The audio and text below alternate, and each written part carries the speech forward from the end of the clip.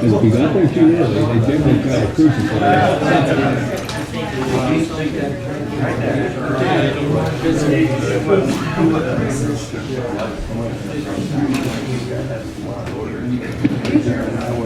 yeah. I don't want to take you straight. You're not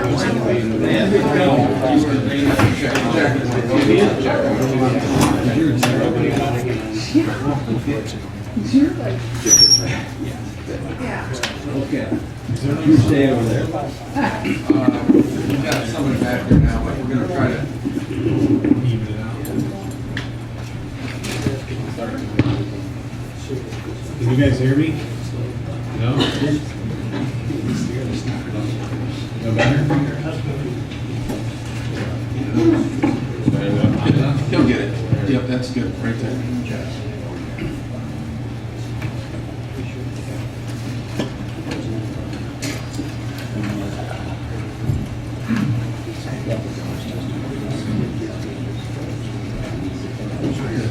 Figure out which way he's up.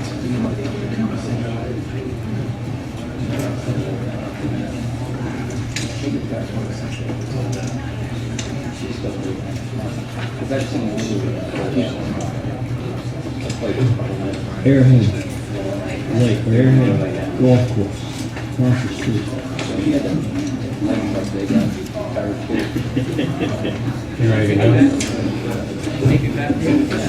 You ready, Lance? Yep. I'd like to call to order the meeting of March 18th, 2014. Would you all please stand for the Pledge of Allegiance and prayer? Lord, we thank you for the privilege to live in your presence and to work with you to build a better community. Help us to do right, to deal fairly with all our citizens, and give us the faith and courage to put our trust in you. In your name we pray. Amen. Pledge allegiance to the flag of the United States of America and to the republic for which it stands, one nation under God, indivisible, with liberty and justice for all.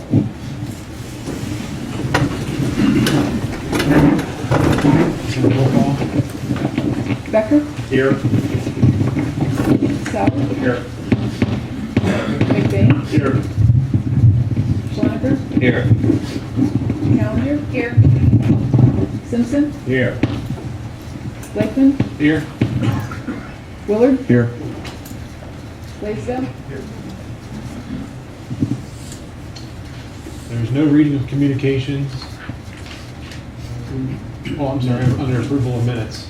March 4th minutes. Were there any questions or comments? No, they stand as submitted. No communications, reports of commissions and boards. You should have had a Park Recreation and Cemetery Board meeting minutes of February 24th, 2014 in your packet. Were there any questions or comments on those? The Planning Commission meeting minutes of March 11th, 2014. Are there any comments on those? I did want to comment on the park board. It's great to have volunteers. I see Nancy Turpak is going to do the park festival, and also she's a member of the park board now. It's good to have people volunteer and want to do these things, especially the park festival. I'd also like to say for anyone that wasn't in the Planning Commission meeting, we had a really good Planning Commission meeting last week. We discussed a lot of new ideas for trying to bring not only new business to town, but also come up with events and whatnot to try to bring more of a draw to downtown and utilize the new sidewalks that we have in place, and we came up with some ideas to try to bring in bands in the evening on the weekends and things to try to create more of an outdoor feel throughout the summer. And I think the Chamber of Commerce is already working on some things that way as well. So I think we're probably going to invite them back to the next Planning Commission meeting so we can all try to get our heads together. But it was very productive. under recognition of persons desiring to appear, Mark Hudson and Jeff Stoy regarding potential development in the city of Columbiana. Yeah. Mark, there's a microphone right in front of Dick there.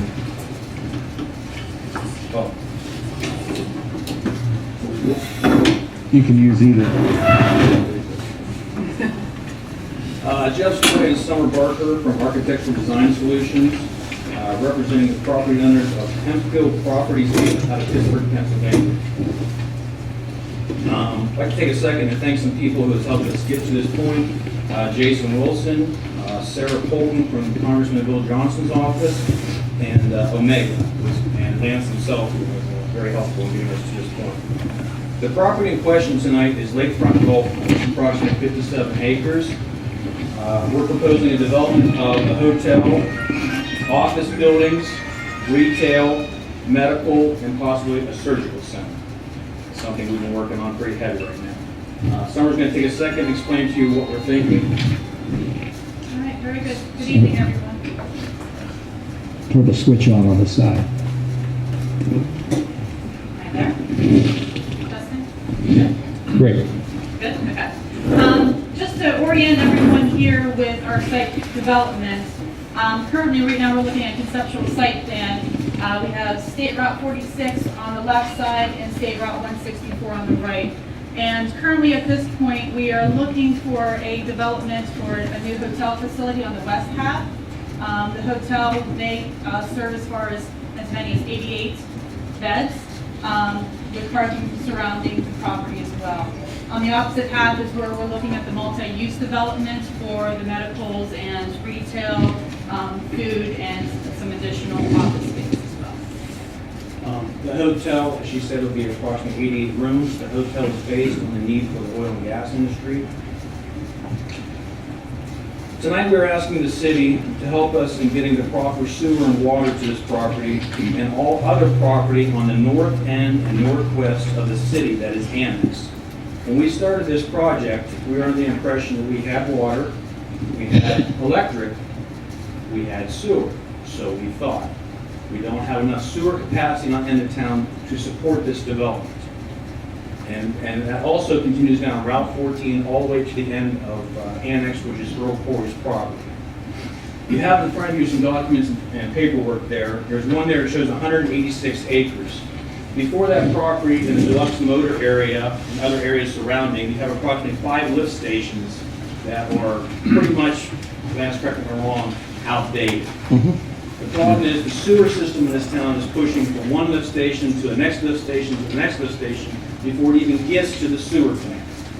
So what we are proposing tonight is what we're adding from 186 acres from our development all the way down to Earl Corey's property is a total of 411 acres. That consumes what's existing and what we want to add to bring everybody together to one multi-lift station and service all that area and fix or repair, for lack of a better word, what we have existing. The proposed project for sewer and water combined to this area right here that we're looking at is approximately 1.3 million, give or take. To continue it down the road and combine everybody together would be about 1.8 million. If you take the square acres, and we started with 186 acres, you're approximately 3,000 to 5,000 an acre we implement take per acre paid for this project. At 411 acres, as you see, that will greatly be reduced because we're multitasking here and bringing in everybody together to take the burden of the cost. Tonight we're asking the city to help pay for their existing upgrades and to pay for their portion of what it would take to get to a certain point, and then the people we are dealing with will look at funding the rest of the project to get sewer and water to our developments. And finally, with the city proposing a new water treatment plant and a way to pay for it, this would be a great start. Thank you. Do you have any questions?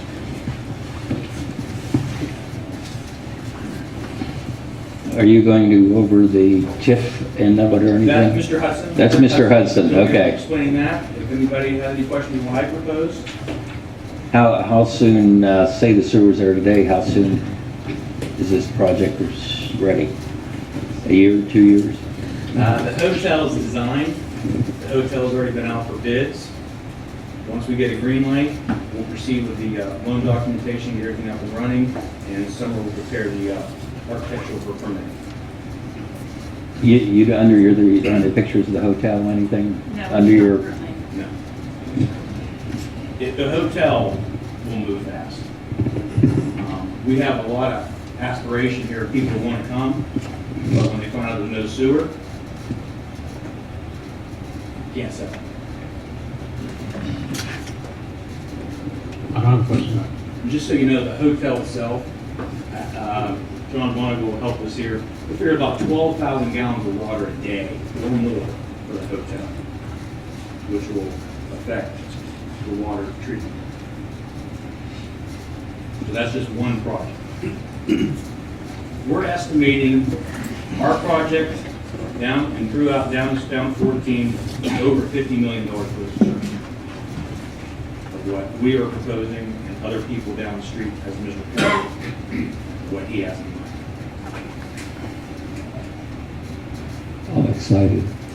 I'm excited. We've been working on this for about 8 months now.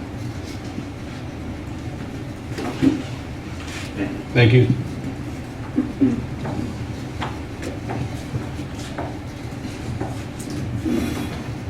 Good evening. I think everybody knows who I am, and I'll try to speak into the microphone. I'm Mark Hudson. I've been here probably more times than I can remember over a period of at least the last couple of years. Jeff and Summer got the exciting part of this. The lawyer gets the boring part of this. If you're going to have toilets and you're going to have showers, and we need showers, we need toilets, somehow the infrastructure, which is the public sewer and water, and the new lift station that's being proposed need to be paid for.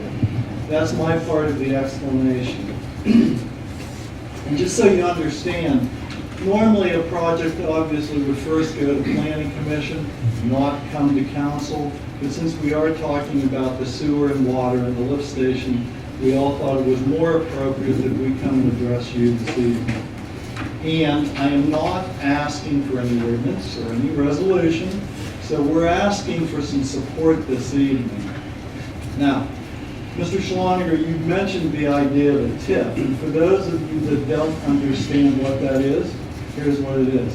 TIF stands for, it's an acronym, for tax increment or tax incentive financing. And basically what TIF is a way to use an improvement to real estate to pay for the cost of a public improvement to access that real estate. TIF can be used for streets, for roads, for sewer, for water, and for lift stations. In this case, we're talking about using a TIF to fund the cost of the lift station. And in your package, you have I think it's your 5th page in, shows a map and it's highlighted. And it refers to the lakefront lift station. That's the lift station we're talking about. The project itself, as you can see from that diagram, covers, as Jeff said, 411 acres. And if you look at the highlighted area, hopefully it's on the 5th page, it was on mine. Okay, I think Mr. Blakeman has it. What page is that? 5? They're not, I think it was 5. It's the one with the yellow. I think multiple of them say lakefront lift station, that's the one. Okay, the 5th page that I'm referring to shows the lakefront lift station. Shows the service area of 411 acres, so obviously the golf course property is 52 acres of the total area to be served. So if you look at that, you can see that the area to be served by this project extends west on State Route 14 to the intersection of Old Salem Road and State Route 14.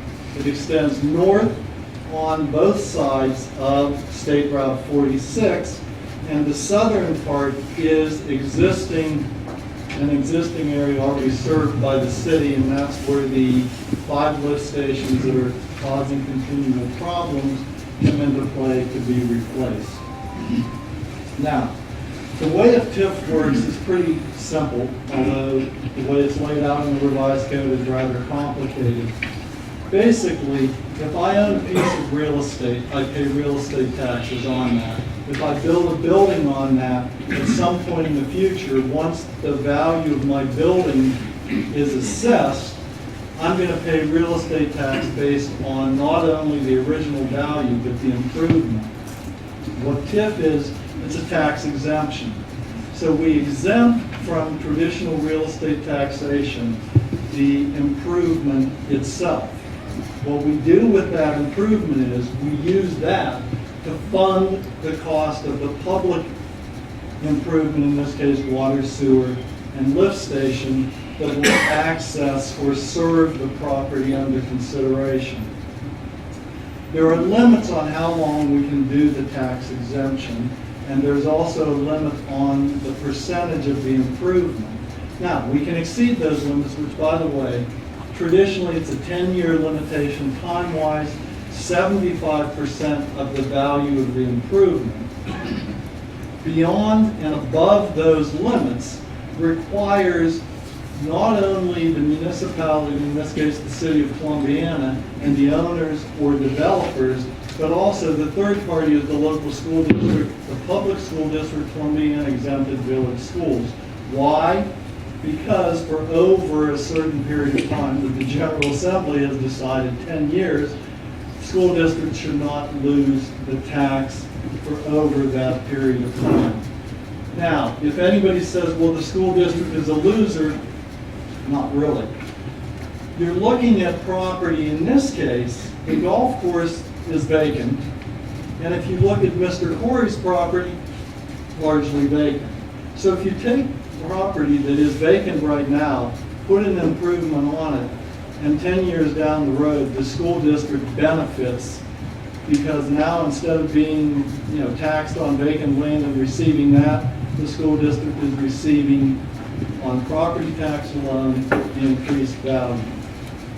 The benefit to the city obviously is that you've got additional land that has been developed, and you now have, with the municipal income tax, potential for additional income tax, as well as a number of people and users of public utilities.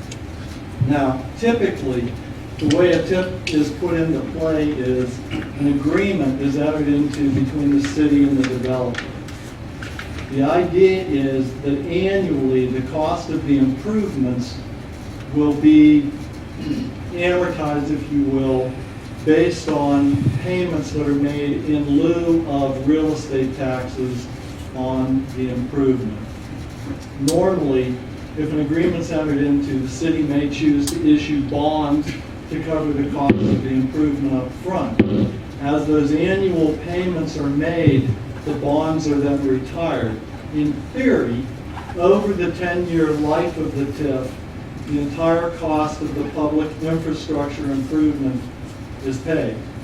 If not, Mr. Blaisdell will likely draft an agreement that provides that the developer/owner would be responsible for covering any shortfall. So the risk to the city with the TIF is not the same as with a lot of other methods of extension of public utilities. In essence, the real estate owner is going to pay real estate taxes. This way, a portion of those taxes is going back to the city for paying for the improvements. Question. Yes. Can the developer be required to have a bond or some kind of a letter of credit that would cover these real estate taxes? That could certainly be something that would be a subject or part of any agreement. The developer does have, obviously the developer has a risk if there's a shortfall, then they're responsible for whatever that shortfall is. In my own opinion, these properties are perfect for a TIF because they're vacant ground right now. You're talking about a hotel that could I'm not sure if anyone talked about what the cost of that hotel, that improvement is. But the cost of that hotel should go a long way towards covering the total cost of the water, the sewer, and the lift station. Again, could a bond be used to cover that difference? As surety for the city? Sure. One more question. Sure. This just runs in my mind.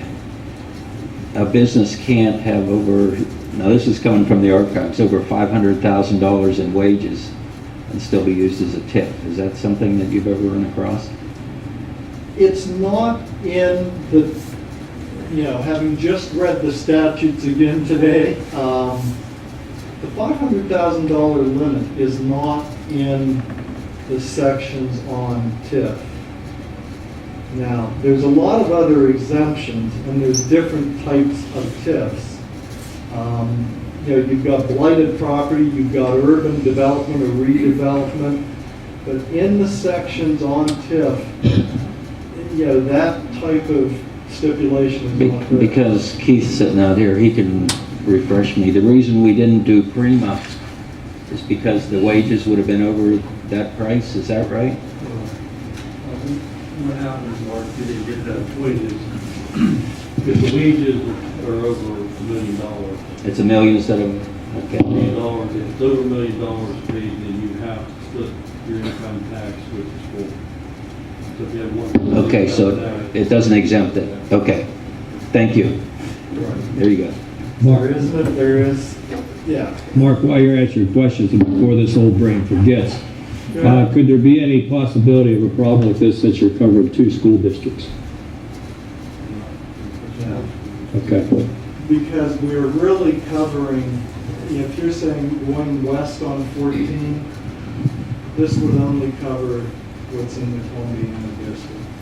If you look at what's actually part of Columbiana right now, heading out 14, it is all Columbiana When you get out to the Corey farm, that was Crestview, on the opposite side of the road. south side, right.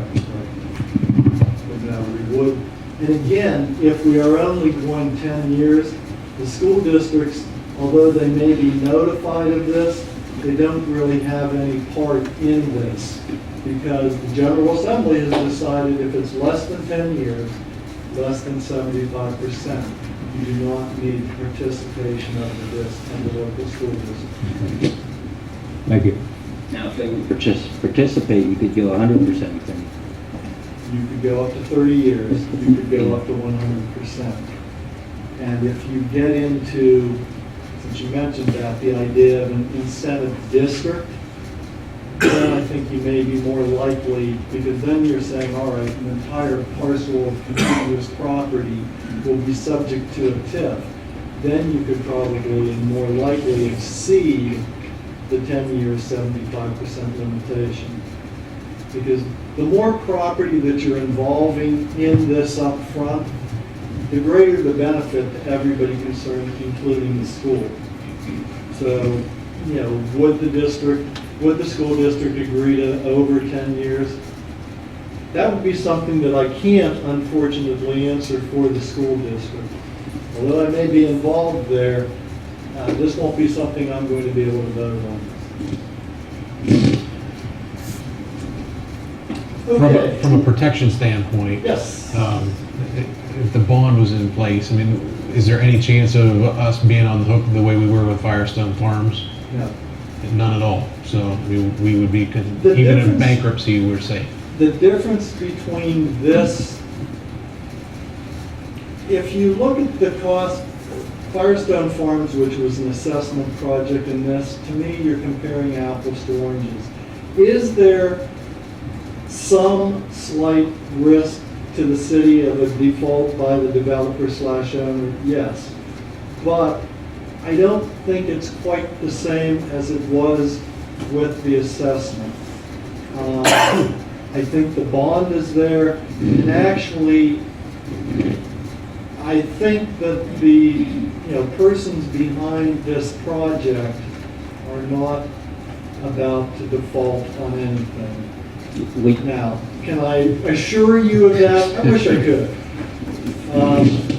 Nobody thought that would happen with Firestone Farm, but I guess when I look at this, I think the funding is in place for the cost of this improvement, which isn't that great when you look at the cost of building a hotel. Remember, Firestone Farms was residential, large-scale residential, but commercial development, you're using bigger numbers right up front. And with a hotel, you're using much bigger numbers. We do have some other TIF properties. We did. Do you want to mention any of Worked those? out. Fairfield Commons was one. I can't remember if Dutch Village Inn was a TIF in the end or not. I don't think it was it? No. You've got the Dodge. The Dodge. Dodge Garage. Right. Those TIFs should be nearing their completion if they haven't already completed. So I guess the question would be, if those have worked, then, you know, you do have evidence that TIFs aren't just some pie-in-the-sky idea. Then an attorney representing a bunch of developers is going to try to say it's the best thing since sliced bread. I do believe they work, and they work in other areas too. I've seen a lot of TIFs over the years. So, you know, my preference for this over the sewer assessment, I think this works better because everybody's going to pay real estate tax. We're just taking the value and putting it towards retiring whatever the city puts out. Now, any other questions? Not yet. Okay. Again, I think the benefits immediately, you're seeing development, commercial development in an area where there's nothing right now. That only helps everybody, including the city. But one other benefit, I think, that the city does need to consider, and that would be, there's been talk of a new water treatment plant. Obviously, there's also talk of the need to raise water rates. Commercial users far, surpass residential users as far as consumption of water. You just heard Mr. Story tell you that 12,000 gallons a day is the estimate from the hotel alone. If the other development occurs, that's only going to help with the problem of raising water rates. Wish I could say, gee, no need to do anything, that's not my decision, but I can tell you that commercial uses more water and that can only help. Any other questions? The hotels first, say the sewer was out there. Are they working on the clients, tenants, whatever for the other section of it? What do you mean? The Route 46 side. The hotel you said is ready, but is the other side? Route 14? Yeah. Route 14? 14, yeah. With what we are hoping for tonight, I'll answer it with, in this way. We're not asking, nobody is here asking council to say, approve the TIF if it's not before you. You can't do that. However, there's some people that are prepared to spend hundreds of thousands of dollars on this project and on others, but some positive comments from council, a vote of confidence, even a motion supporting this will help with getting everything ready to go. Since you mentioned the other property on 14, Lowell, as you and I know, that's been annexed for 13, almost 14 years now. Yeah. And I've been involved in so many discussions over development. But there's no sewer. Well, without sewer and water, it's going to stay the way it is. Now, my question is, suppose we did the TIF on the golf course property. Then something big is built on there. Is that able to be added to the TIF? Or that's, once it's done, it's done? Another TIF could be, It's already included in this one though. if it's, this is going to list the project. If you remember, past TIFs are going to list what the project is and describe the project. So if it describes 88-room hotel, then anything else that comes onto that property, medical, surgical center, whatever, could be a separate TIF. Again, if you were to look at the idea of a district, then you can bring in additional projects within the district, but you could also do it as separate TIFs. So Which would then reduce, I think, the risk of default by one person. within this 400 and some acres, then another property could be built and would be added to this TIF, the real estate tax. It would Separate be a TIF. separate TIF. The only way it would be, let's say, if you said that the entire, we'll just use the 411, although that includes what's already in the city, but let's say 411. If we called that a TIF district, then within that TIF district, any of the improvements would be part of that TIF. If we do them as separate projects, then they're separate TIFs. Wouldn't, just given the timing even of what's being proposed on the golf course property, wouldn't it make more sense to do them separately? Because it might be 5 years out of a 10-year period before some of those things even got started. The risk, that's the risk with the district. Yeah. Because the district, the entire parcel, whatever it is, has the same time frame, same time limit. So you're right, if you start one project now, that could be a concern later, I suppose. Unless you're in for all 30 years. Yeah. The sewer and water system that's running is designed, we hired House and Bear to do, is designed now to take care of everybody, not just the hotel. It goes all the way down to Corey's, it goes all the way to here. If the city needs to tie into it at some point from maybe condos or something, it's all available. The lift station is gonna go right down here in the corner. So it's designed now, rather than do, because it'll cost more to keep at, Yeah. to keep track. But So that- we took it upon ourselves to design the whole thing. I think that's probably very appropriate, but I think even the idea of having additional tips in the future to cover other infrastructure costs, such as you get this area developed enough, we're going to need to increase the additional lanes on roads, traffic signals, all kinds of things that we generally don't have money to do right now unless we have some sort of additional source. Well, So once you get the lift station to the golf course property, I don't see any more reason to tip that property, because all we need for that property, because you have all the other utilities there, is sewer. Yeah, and I wasn't suggesting That that. was the answer to Lowell's question, will we Yeah. tip the front on 164? Shouldn't have to. Well, what you're saying is, We could, could we use additional tips for other infrastructure such as roads? Right. Yeah. So, that would certainly be another way to fund costs that the city's gonna need to face. I mean, like I said, TIFs are a nice way to finance public improvements.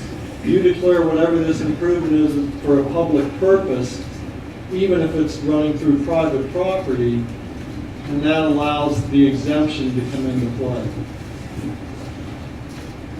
Any other questions? now this would eliminate 3 of our lift stations? 5. 5 of them. So that would also Well- significantly reduce our maintenance costs, wouldn't it? Yeah, and just a little asterisk on that.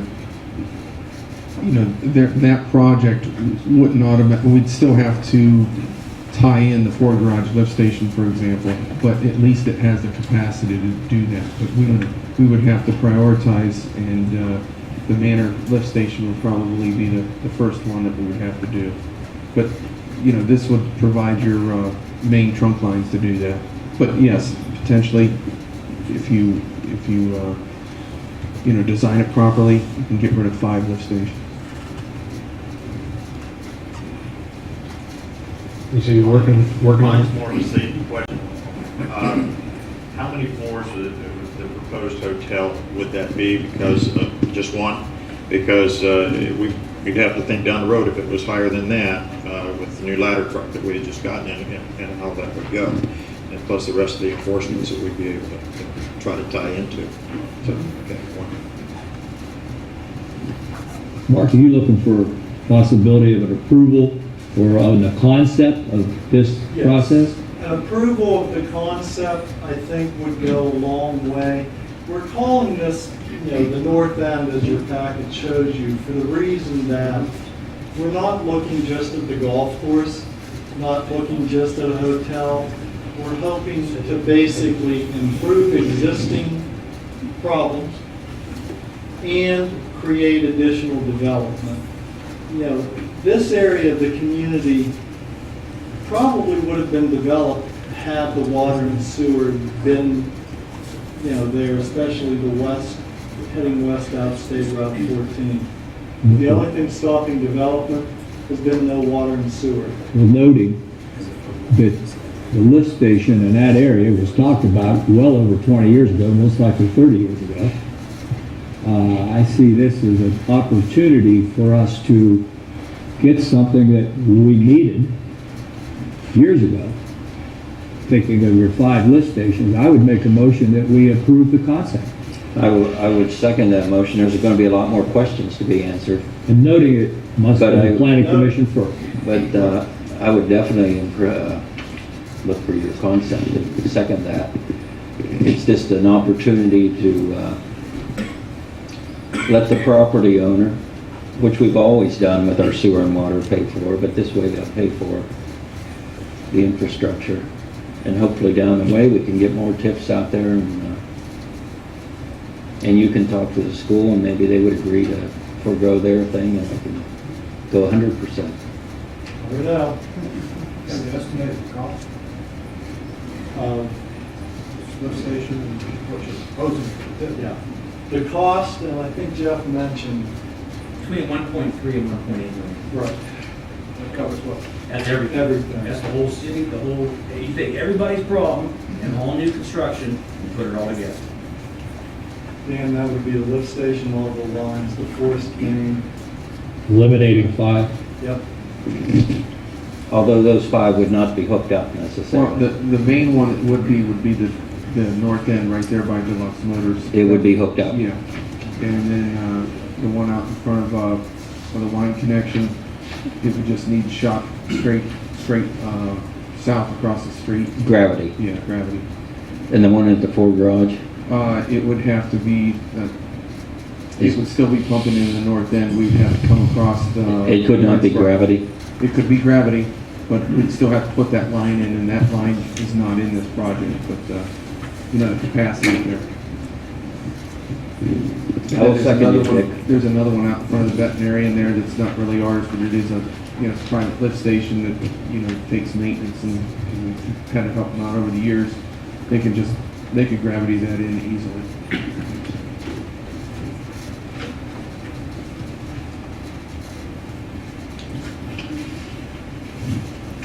Any other comments? No, I think I'd like to see a lot more detail in the future, but you can't do that until you You have a until we concept. approve it. Yeah. Deanne? Becker? Yes. Souter? Yes. McBain? Yes. Schoenberg? Yes. Callender? Yes. Simpson? Yes. Thank you very much. Yep. Thank you.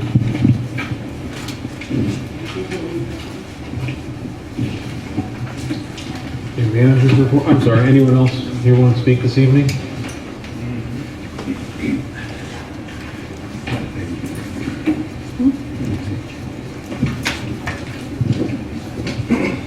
Ronald Vaughn, 360 Smiths Road, I'm a member of the planning commission. Seems to me, council's putting the cart before the horse here. Approving the concept before the thing has even come before the planning commission. And further, I've just asked Mr. Stoy if they own the property. They don't even own the property yet. So I think this is all premature. And I'd like to clarify one other point before, Mark, you said TIF represents a tax exemption. The way I have been, I've read with respect to this, is that it's not a tax exemption, it's a tax deferment. You defer the taxes for the 10 years. You don't exempt them. And so that's might be a minor point, but I think it should be stated the way it really is. And further, you don't mention the fact that not only would this have to go before our council, but you also have Beaver Township trustees would become involved. You haven't even mentioned that. If you're talking about a TIF, they would have to also, since that area is Beaver Township, and they have taxes, I don't think it's, It's in Fairfield Township. Huh? It's in Fairfield It's all Township. Fairfield Township on that side of the road? Yes. I thought it was my understanding that on the other side of 14 was Beaver Township. I think you should check on that. Clarification, I believe, if Dan could clarify that, it was done when we changed our boundaries, reunified our boundaries, that become part of Fairfield Township. We conformed our boundaries. Another point I'd like to bring up is, it seems to me, all the emphasis here is that you're talking about sanitary sewer. Is that correct? Is that correct? Water and sewer. Well, before you go any further, if that area is annexed and the project is to extend services to that area, you also have to be talking about storm sewer. You can't ignore, you can't just talk about sanitary sewer. Have you thought about that? Ron, I don't think any of those details have been even presented yet. And even the hotel is conceptual, although they said it was designed and ready to go. But we're here simply mainly saying, is this an idea that the city would engage in? We're not doing anything other than that, and that's all we've done. All the details still have to go before Planning Commission and all the other bodies that we're dealing with. So I think we just did that first step to say, I mean, it'd be silly for them to go to Planning Commission and try to get this approved and then come to us and say, well, now we need you to do this, and we'd say, oh no, we're not going to agree to that. All right, well, with respect to the sanitary sewer, I'm not sure exactly what you're asking the city to do. Are you asking the city to absorb some of the costs of extending the sanitary sewer to that property? No. That's what it sounded like. We're asking the city to fix their problems or repairs, and we pay for the rest. What problems or repairs would the city have to do? What is it that isn't there now? It's all there. I mean, there's the North End lift station that we're talking about was last really updated in 1979, and you know it's in bad shape, and we continue to put money and maintenance into these. This project, we would just be able to gravity. We wouldn't have to pump it. We'd gravity all the way down there, north to the lift station, and then be pumped back up, and we would use the existing force main right there at Deluxe Motors for that. Well, as you know, I'm all for gravity, so. Yes, sir. But the lift station would probably be like something like the one that we just put on Windjammer here a few years back. Pretty large lift stations. All right, well, I just think the whole thing is a little bit premature and not having come before the planning commission before coming here. I know what you're saying. You're saying all you're doing is proving the concept, in which I can understand. But I feel that there's a lot of major steps to look at before anybody gets too excited about a project like this. Absolutely. I agree with you. Thank you. Anyone else? Haven't seen you for a while. Bob Stern. I got a question. I guess it doesn't have to do with TIFs or the cost of sanitary improvement, but I do have a question that doesn't even do with planning, with architectural review. And just wondering if council with the new businesses, the auto zones, or this or that coming in, some of the stuff that I see in the community having quite a bit of an investment in the community now. Is there going to be an architectural review committee? I'm not so concerned about the sanitary or the ins and the outs as far as, who's paying for it, how we're getting reimbursed, everything else. That's something that has to do with council and the attorneys, but, just somebody to oversee what's taking place within a community. On the appearance. Is that what you're talking about? Layouts and appearance? Yeah, just the exteriors, fencing, some of these facades I see, even coming down into town on a Sunday morning, whatever, I see, 12 pickup trucks, jet skis sitting over there by the bank on a Sunday morning over the weekend. I mean, is that permitted? Is that something that's according to zoning? Stuff like that doesn't sit very well with me as far as different things. So that's what I'm concerned with, having a big investment, building homes, trying to keep things that we have, our improvements, up to standards. So that's my concern. I would support that. So I don't know where that lays with council or planning commission or what anybody on that. Well, some aspects of it lay with planning commission in terms of that they don't have an architectural review per se, but in terms of fencing and things of that sort, that is part of the planning commission role to determine when that's necessary and what should be done. Something council would have to create. Well, that's the other, well, no, that's already in the code for fences and things like Well, that. no, I mean, more what he's talking about is Well, the is general architectural- appearance and whatnot as well. I'm talking about like in North Lima, that Dollar General or that dollar store. Yeah. Where they got, the stick-on panels of brick. Yeah. I mean, stuff like that is, it just drives me nuts when I go up and down the community and see stuff like that. How much, Dan, can you address that a little bit? Because I know that when we were looking at the things like the RVs, there was the one Supreme Court case that I ran across that said basically codes and ordinance and so on can't be based on appearance and aesthetics, that it has to be based on safety, health, and I think there was one other factor. Aesthetics aren't pleasing. Okay. We don't have an architectural review, but the planning commission does have considerable latitude when it comes to determining the facade, the fencing, the green areas, what you're going to put in yards, setbacks, that kind of thing. You're dealing with commercial properties. So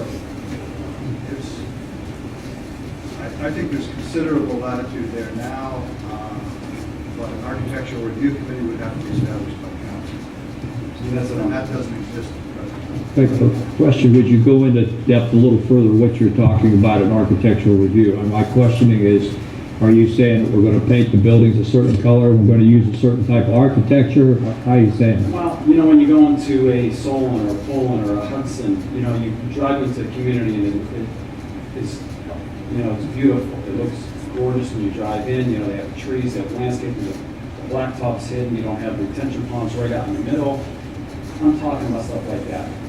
You don't have metal siding on a building. You may have, you have to have a clapboard or what type of siding. I'm not saying colors and stuff, but it's just the exterior. So, it's the parking, it's the fencing, it's protection of neighbors. It's, what you can do and what you can't do as far as, the buildings have to have, just, maybe some type of landscaping out in front. When Boardman redesigned their architectural review, we had gone as far as, how many trees you had to plant in a parking area so that you had some green space, so it just didn't look like it was all blacktop. Stuff that the new auto zone's coming up the street or whatever it is, what is that building gonna look like? What are we creating for the community? That's what I'm saying. Right, in that concept, I'll have to go on record as saying I'm against that. This is the United States, but if I'm building something, as long as I build it within the laws of the given community, I'll paint it green with purple polka dots if I so want to. I can't believe in dictating to somebody what they build or how they put their plannings in or what have you. This is still the United States, and I served for a lot of years to help keep it that way. Well, I agree to a certain extent, You know, when you're making big investments in the community, you know, if that hotel is a cement block building painted orange, I have a problem with it. Well, I don't disagree, but it's their money that's invested in the building, not mine or It yours. is your money that you are basically loaning them to put the sanitary improvements in to put that building up. Well, there's another aspect to it too, and even though I believe they have a right to do pretty much what they want with their own property, but only up to the point that it doesn't impact the value of other people's property. And so if someone goes in and builds something which becomes an eyesore in the center of an area that causes everybody else to say, gee, I'd never buy that house, so that house goes from a $200,000 house to a $50,000 house, that person has had an impact, and I think we do have a responsibility to prevent that from happening. You do, as far as council, you do. I think we also have a responsibility to not only protect the base, but to grow property values. Yes. And I think what they're discussing grows property values. I mean, that's why you have, like in Firestone Farms, I had to sign a contract when I moved in there. I mean, you guys are aware of that. I mean, I have to submit everything I do to an architectural review. And they only do that because it protects the investment. It ensures that I don't have a purple house next door to me. It ensures that I have landscaping within 12 months when a neighbor moves in, so that I'm not looking at dirt for 4 years because someone decided they didn't want to do it. I don't think that, I think there's a general difference from a township standpoint and a city standpoint. And part of the benefit of living in a city is that investment. And a lot of times in the township, I mean, people want to live in the township so they can do what they want in their yards, put a car up on blocks if they want. I mean, that was a discussion last year, I think, in Fairfield Township. And I think there's a balance, but I think that's why certain people choose to buy land where there are no restrictions like that, and other people don't. And I don't think that you're looking to change people's lives or their homes, but design and plan from a future standpoint to say businesses need to meet these criteria when they're building. So different than we have base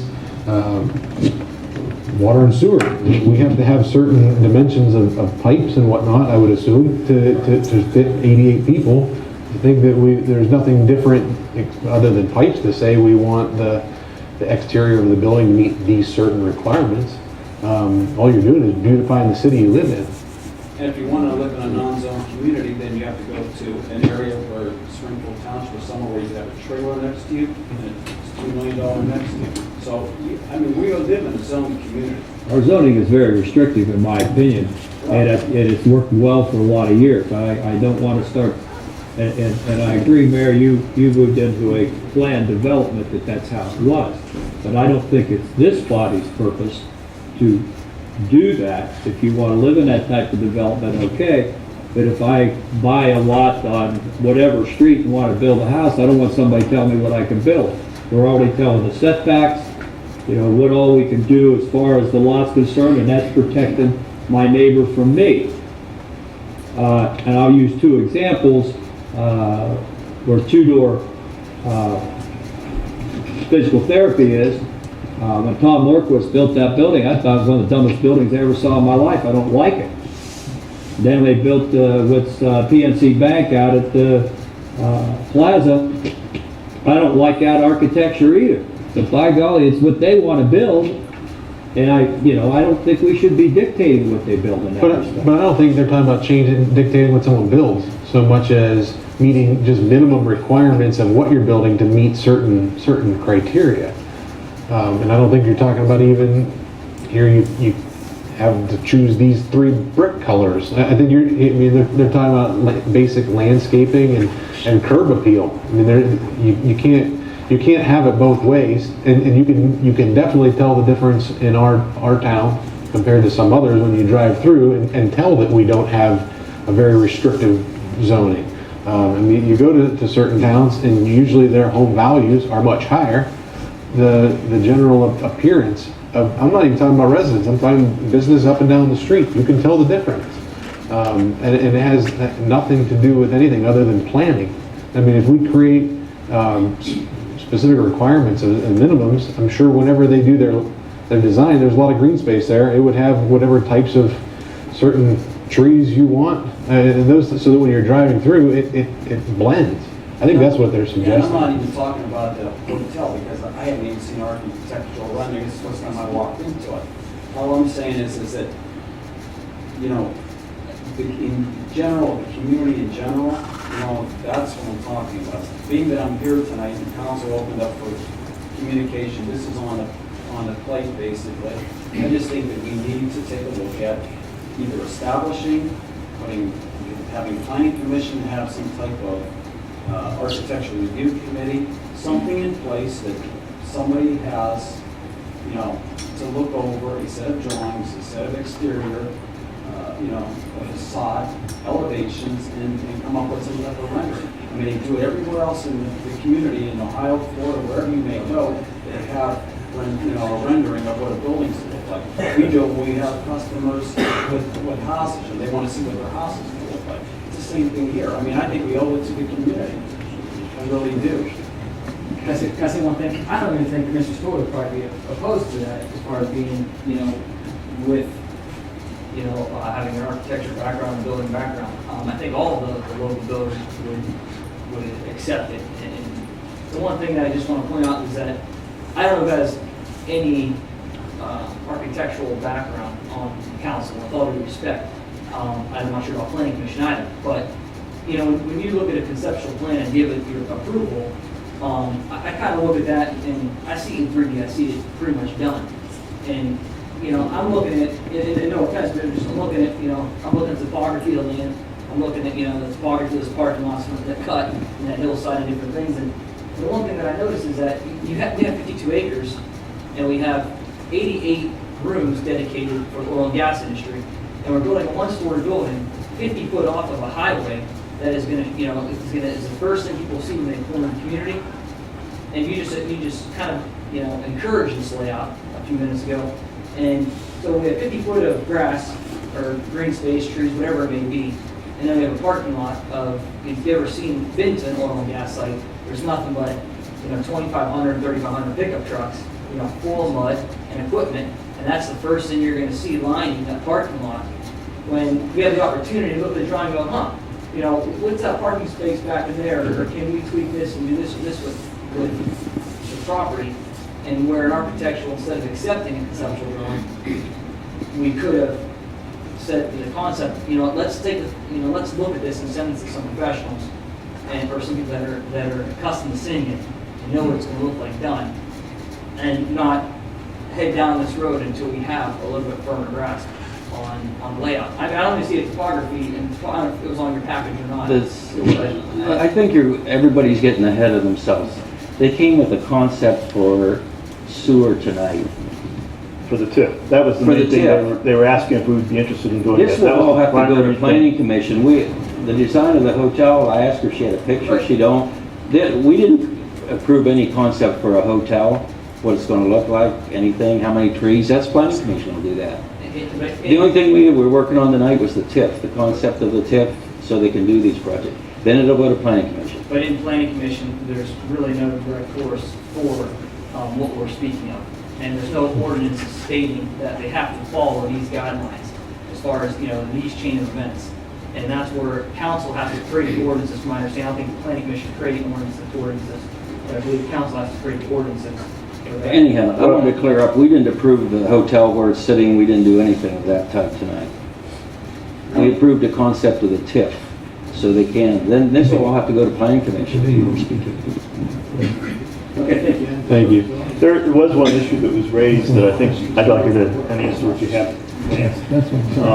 He mentioned the number of vehicles that get parked out in front of PNC Bank on the corner of 14 and 164. I know that came up, a year ago or maybe a little bit longer. Do we know, is there anything going on? Does the owner care? Does the owner do anything? Have we looked at it any further other than that one particular night? Okay. Not to, I think you were put that back instructed on my not radar. to. What's that? I think you were instructed not to, if I remember correctly. From council voted that night, I think. I don't remember. Barbara wanted to do it and it was voted down. Katie had it in the paper and it did kind of clean out for a while, now it's gradually coming back again. I thought they were going to investigate and find out who owned the property and whether We they did. knew what was going on. Bob did do that, he's not here tonight. Okay. One particular car out there inside there for months. because I parked a car out there for sale over a weekend. Yeah. You know, but there was a car out there that sat out there for months didn't even have a plate on it. I think those are the things they're talking about that would fix that. Go ahead. Jerry Chris, Salem Street. I appreciate Mr. Mayor Lance coming out to the house. I appreciate that, sir. Good. With the issue he was talking about with the ditching. He also brought up a really good point to me. I'm like 5 foot outside the city limits, basically 5 foot. Yes. You told me the other day that my water and sewer rates are higher because. Your water rate is fine, yes. Okay, I appreciate that. See, I didn't know that. So, I appreciate that. Now, how could I go about asking, or who would I talk to about getting annexed into the city from there? Are you next to the winner's property? Pardon? Are you next to the winner's property? Chuck's in my backyard. Chuck's in your back. He's contiguous. He is annexed. Yeah, I disagree. Yeah, I talked to him the other day. He was gonna come tonight, he had to work. Yeah, he was annexed in. See, I have the city water and sewer. Okay, if I can get a cheaper water and sewer rate, I think it would benefit me to be annexed in. You can talk to Lance about that. But right now, you're not paying a city income tax, correct? No, sir. I'm just gonna be. I'm paying 1% school tax. Right, well then you'd, if you were annexed in, you'd pay 1%. Right, but then I'd also be able to put my branches and my leaves out front. Okay. That's all I want to ask. Yeah, talk to Lance about it. He'll steer you right into it. All right, thank you, sir. Could you answer a question for me? Yes, sir. I've been trying to figure it out, looking on Google Maps and what have you. That ditch that runs by your place flows to the north. Yeah. How does it get to Mill Creek? How does it get to Mill Creek? Yeah. I don't know, all the creeks go to Mill Creek. Well, I'm looking at it and I see like a U-shaped deal. I can't see where it gets on out to Mill Creek. Does it go back under 14 again? Old 14, right? No, it's on the west end of Manor, if I'm not mistaken. I mean, where Stanton, there's a little turnaround there.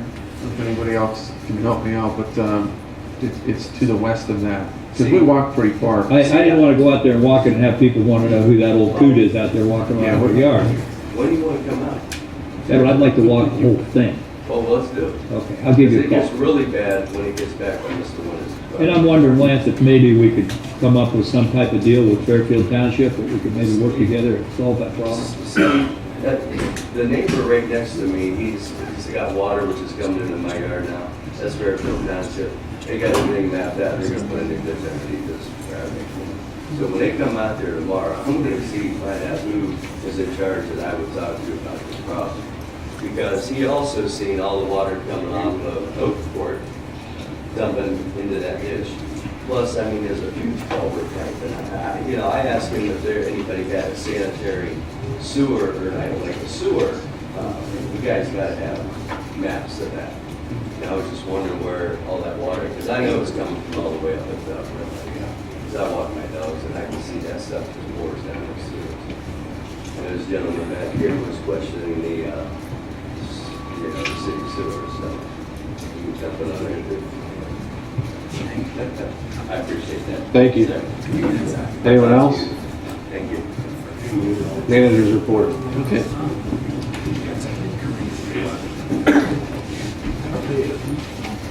Well, how's the sound system working out there? That's what we want to know.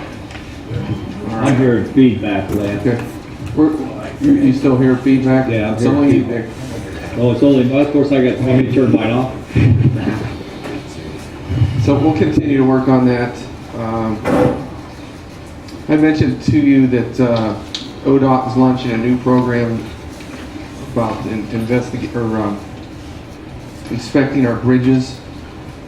And Jesse and I reviewed it. We made a couple phone calls and believe that we should opt in. So I was going to maybe have some legislation on next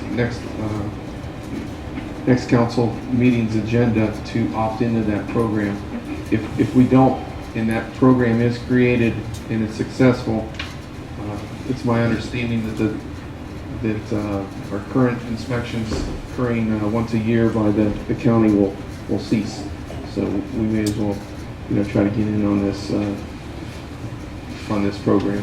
And again, it's not going to cost us anything, as outlined in their proposal. Water plant, we had a couple water line breaks that the guys worked on out at the plant. They rebuilt the CO2 generators, both of those. They ordered a couple drive units for the contact basin, and just really did general maintenance and cleaned and repaired the CO2 basin. Let's see, the water, electric, and sewer. We attended a training program on the GIS equipment that we've gotten in the software, so we can be better at understanding on how to use that, not only out in the field but on our computers. So that was and that's through RCAP, and they'll continue to come out and update and train us. The wastewater plant, they worked on the Ford Garage lift station a lot in the past few weeks. We were able to get 2 pumps in there running, and we were able to return the standby pumps that we had to rent because of, we just had to have a backup plan, a contingency plan if one of those or both of them went down. But several departments helped out, so we appreciate that. Generator at Metz Road lift station, we needed service. There's a new block heater that needed to be replaced, and actually we had to go back out there yesterday. I think everything's back in auto. No? It didn't run today like it should have. Okay. So we're going to have to continue to look at that generator, and so that's an ongoing problem, just as a Ford Garage is. Street department. We found out this week that there is going to be summer bidding program for salt, and we really need to do it quickly. So I put it on the agenda tonight for an ordinance. We don't have to. We can have 2 readings. It doesn't have to be emergency, but in order for us to get on that program, we're going to have to do those first readings tonight, and then we'll meet the deadline. I think it's April 8th, if I'm not mistaken. So the idea is to fill up our salt bins over the summer. So going into summer or into fall, we'll have our bins totally full, so we're ready for next year. Hopefully we don't use as much as we did this year. We ended up placing, I believe it was, let's see, 1,200 tons, I believe, that we ended up placing. We ordered everything that we could have for last year's salt contract.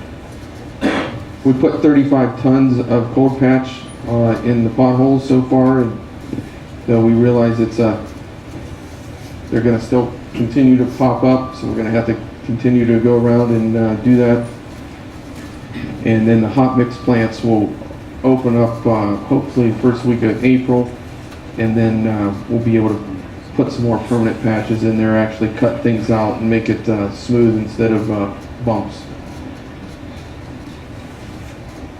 And then let's see, we had over the past year, pretty proud of the workforce. We've had a lot of people get their CDLs from all different departments, and people that had Class Bs before getting their Class As, which is the tractor trailer rig, which with like the electrician's truck in trailers, you actually need a Class A CDL. So a lot of our CDL Class B drivers went out and upgraded to Class A CDL, and we're getting new members, new employees getting their Class Bs, and more CDLs means more people to plow snow, so that's good. You know, we had a couple events this year that I think I might have been plowing snow. You know, if it would have gotten any worse, we would have been having everybody with a CDL out there. So, yeah, pretty pretty proud of them. Park and Cemetery, they're a critical part of the snow plowing, and they just got